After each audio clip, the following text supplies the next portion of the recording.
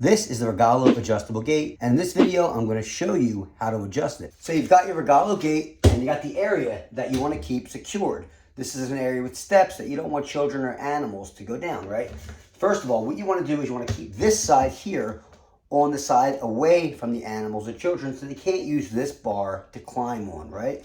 Next, what you want to do is take your gate, put it in the area that you're going to be securing, obviously, and just stretch it as wide as you can. As wide as you can get it, right? It's going to be loose, but just put it as wide as you can get it. Next, what you want to do is grab hold of this part here. And keep this part with it if you'd like. And if you can't move it, you want to lift this piece here to allow it to move freely. You want to take it and slide it over as far as you can. And if you could see any threads, as we can here, you want to roll this down so you cannot see any more threads. Then move it over. Now this part, you want to push it down. If you cannot push it down, right, back it off a little bit until you get to the closest hole. It's okay if there's a little gap here. That's totally fine. You got your gate pushed as wide as you can open it, right? And there's a little gap here.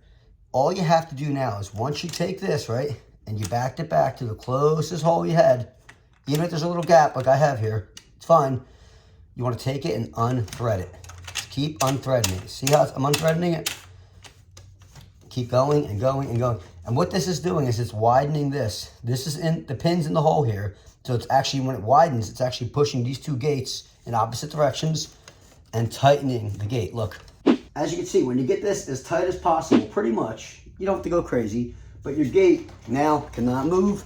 To disconnect your gate, you simply want to loosen this here, just the opposite direction that we turned it earlier to tighten it. And once it's loosened, you can lift this here, move this back, and place your gate somewhere else. Thanks for watching. Hope this provided you with some value, and hit that subscribe button if it did.